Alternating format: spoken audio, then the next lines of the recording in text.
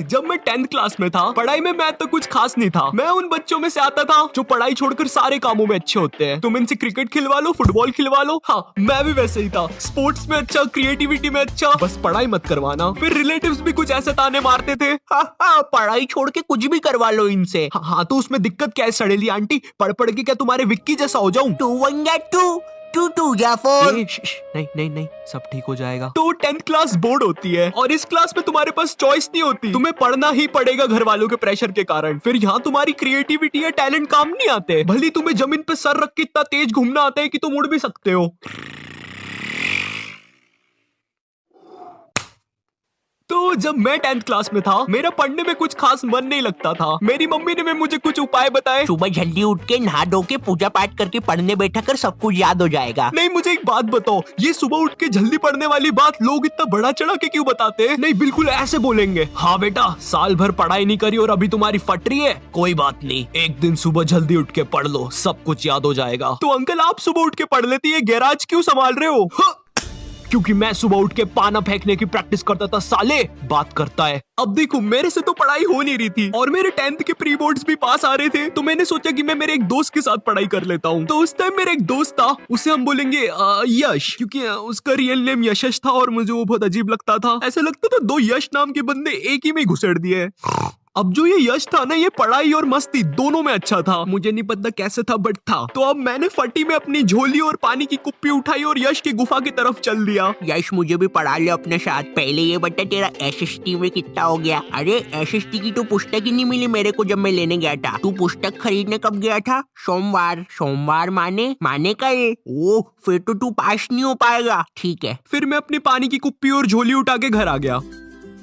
नहीं ऐसा कुछ भी नहीं हुआ था, ठीक है। मैंने यश को समझाया था कि मैं कवर कर लूंगा उसके साथ सारा कोर्स, तो वो भी जैसे तैसे मान गया, क्योंकि उसको भी वापस से पूरा सिलेबस रिवाइज करना था। पूरा सिलेबस वापस से रिवाइज, समझ रहे हो? और इधर एक मैं हूँ जिसे सिलेबस तक नहीं पता। मेरे पास कुछ था तो वो थे पुराने साल के क्वेश्चन पेपर्स, क्योंकि वो रिपीट होते हैं। मगर खैर यश के साथ मेरी पढ़ाई सही चल रही थी। बट फिर मेरे 2 और दोस्त जिनकी सेम मेरी जैसी हालत थी, वो भी यश के घर आ जाते हैं पढ़ने के लिए, और यश उन्हें आने भी देता है। और कसम से ये बहुत बड़ी गलती थी हमारी। अभी तक हम बस 2 लोग थे, इसलिए हमारी पढ़ाई अच्छी चल रही थी। बट अब हम 4 लोग हो चुके थे। हम जैसे ही पढ़ने बैठते हैं, थोड़ी देर बाद पता नहीं क्या होता है, हम सब मजा कर रहे होते हैं। ओए यारों का यार, दुश्मनों की हार, रोल नंबर 21 बना सुपरस्टार। सुनो कहानी नंबर 1, इसका रोल नंबर 21। अभी चल क्या रहा है, हम तो पढ़ाई करने बैठे थे ना। पता है हमने पूरा दिन मैगी खाने में और कार्टून्स की बात करने में लगा दिया था। इसलिए कभी भी ग्रुप स्टडीज करने मत जाना, ठीक है? ग्रुप स्टडीज स्मार्ट लोगों की चीज नहीं होती है यार। और मुझे पता है तुम लोग काफी ज्यादा स्मार्ट। पूरा दिन बर्बाद कर देने के बाद हम लोग फाइनली रात में बैठते हैं पढ़ने। और तुम्हें पता होगा अगर तुम दोस्त लोग के साथ होते हो रात में, तो तुम में एक अलग सी एनर्जी होती है। बस वही एनर्जी यश में बहुत ज्यादा हो गई थी। हम रात में 10 बजे बैठे थे पढ़ने, उसके जस्ट 15 मिनट बाद यश बोलता है, बस यार अब पढ़ाई बंद करते, मन नहीं हो रहा। अच्छा ठीक है फिर। क्या हुआ? तूने तो बोला बंद करते। अरे तू सो क्यों रहा है? आज अपन मजा करेंगे। भाई तू ऐसे क्यों हंस रहा है? मुझे डर लग रहा है। सुन उधर से नमकीन लेके आ, फियर फाइल्स लगा टीवी पे। भाई ये बंदा पढ़ाई छुड़वा के माहौल बनाने में लगा है। देखते ही देखते रात में 10 से 2 बज जाती है। बट फिर हमें एक आवाज आती है।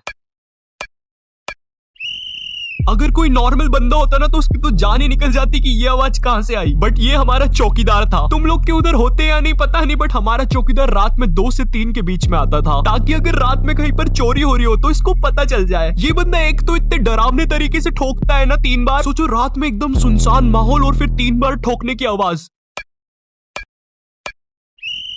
भाई ऐसा चौकीदार हो तो मैं तो कभी चोरी ना करूं। क्या भूत भूत बुलाता है क्या रात में 3 बार ठोक के? खैर अब हम लोग को आती है चौकीदार की आवाज रात में। 1 सेकंड के लिए तो हम सब शांत हो गए। फिर यश बोला, ओए चलो बाहर उसको ऊपर से देखते हैं। मैं समझ गया था कि कुछ गलत होने वाला है। हम चौकीदार को ऊपर से देखते हैं, वो अपना डंडा ठोक के जा रहा होता है। और जैसे ही वो हमारे घर से थोड़ी दूर जाता है,